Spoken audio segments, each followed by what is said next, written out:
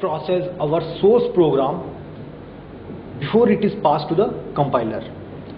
The preprocessor offers several features called preprocessor directives. Each of these preprocessor directives begin with a hash symbol. Now the directives can be placed anywhere in a program but are most often placed at the beginning of a program before the first function definition. Now there are following preprocessor directives are available in C. The first one is macro expansion, second one is file inclusion, third one is conditional compilation, and the last one is miscellaneous directives. Now the first one is macro expansion. We define it by an example. Here the first line is hash define upper 25, and we write this hash define upper 25 before main function. Now there is a main function, so this line is called a hash define is a preprocessor directive, and this line is called a macro definition, or simply a macro. Here upper is called a macro template, and 25 is called a macro expansion. Now in this program, every occurrence of upper is replaced by 25. So in this program, int I for I equals to 1, we are using here for loop. So I equals to 1, I is less than upper. So upper is replaced by 25. It is a macro template and it is replaced by its macro extension. So I is less than equal to 25 and then I plus plus. Now the value of I becomes 1 and 1 is printed, and in the next line 2 is printed until it reaches the value of I reaches to the 25. So 1 through 25 numbers are printed in a line. Now the second one is file inclusion. File inclusion, we include hash include. In this file inclusion we use hash include. Actually hash include is a preprocessor directive which is used to include the code of the file in our program. Now there are two ways. First one is hash include file name within double quotes, and the second one is hash include in angle bracket file name. Now the meaning of first one, hash include in double quotes file name. This command would look for the file in the current directory as well as the specified list of directories, whereas the hash include within angle bracket file name would look for the file in the only in the specified list of directories. The third one is conditional compilation. We can, if we want, have the compiler skip over part of source code by inserting the preprocessor commands hash ifdef and hash endif, which have the general form hash ifdef macro name, then statement 1, statement 2 and so many statements, and then hash endif. Here we are not using block, so we are not using pair of braces. So if macro name is defined in our program, then this set of statements, statement 1, 2 and 3 will be executed in our program. There is an example. In this example, hash ifdef intel, here intel is a macro name. So if intel is hash defined in our program, then this code suitable for a Motorola PC, suppose there is some code, so this code will be executed. If there is no line of hash defined intel, then the else part is executed, that is code suitable for a Motorola PC. Now hash endif will end this macro template. Now it is very similar to the if else conditions. Now miscellaneous directives. Here we have two miscellaneous directives. The first one is hash undef and then second one is hash pragma. The hash undef directive.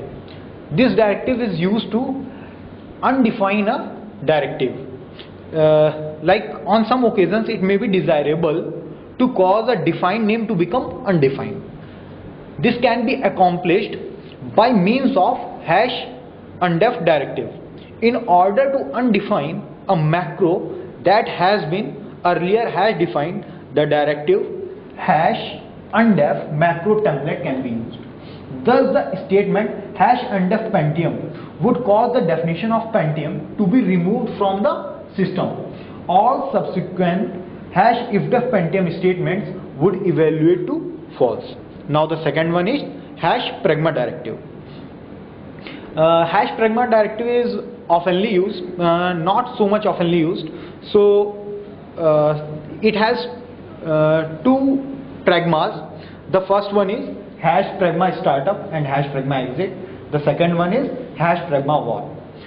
Now moving to the next slide, hash pragma startup and hash pragma exit. These directives allow us to specify functions that are called upon program startup before main function or program exit. Their usage is as follows. Here in this program we are using here fun1 and fun2. Here we are declaring the prototype of function 1 and function 2. Then we are using our hash pragma directive, hash pragma startup fun1, hash pragma exit fun2 main function. Then this is definition of fun1 function, this is definition of fun2 function.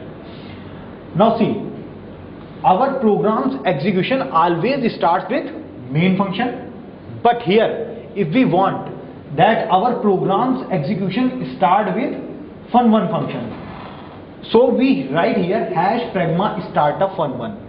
So our program's execution starts with fun1 function, not from the main function. So our control reaches to the firstly fun1 function, printf backslash n inside fun1. So in the next line inside fun1 is printed in the output script, and now control reaches to the main function. Now here backslash n inside main function. So in the next line inside main is printed. Now after this main function generally we exit from our program, but here we are using hash pragma exit fun2. So we will not exit here from this main function, we will exit from this fun2 function. So this statement is executed. So inside fun2 is printed, and now our program is end. Now hash pragma warn, it is the next directive. This directive tells the compiler to skip the warning or not, to suppress the specific warnings or not. Here is a program, hash pragma warn minus sign RVL, then hash pragma warn minus sign PAR, then hash pragma warn minus sign RCH. And now here we are using, these are int fun1 function, f1 function, f2 function, f3 function and main function. Here our program start with main function, not from any other function, because here we are not using any hash pragma startup function, hash pragma startup f1 or f2. So our programs always start with main function if we are not using hash pragma startup function. So here void main, our control reaches to the first one, f1 function. So f1 function is called here f1 function. Int a equals to 5, value of a is 5, and every function returns its any value. But here we are not finding any statement which have return integer, return any value. So compiler will show a warning that function should return a value. So this warning is suppressed by hash pragma warn minus RVL.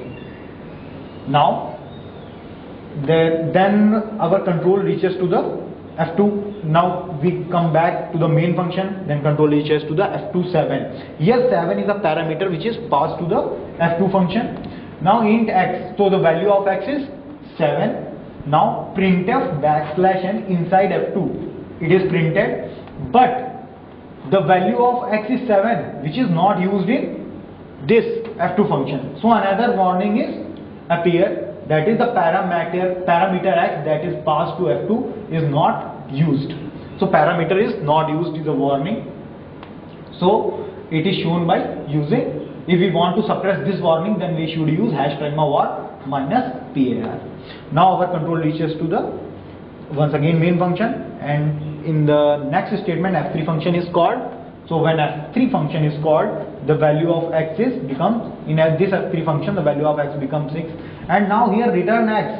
Our control once again return to the main function, and this x plus plus is not executed, so it is useless. So another warning is there, unreachable code. So if you want to suppress this warning unreachable code, you must use hash pragma warn minus rch. And if you want to reappear these warnings, then you should use plus sign instead of minus. Thanks.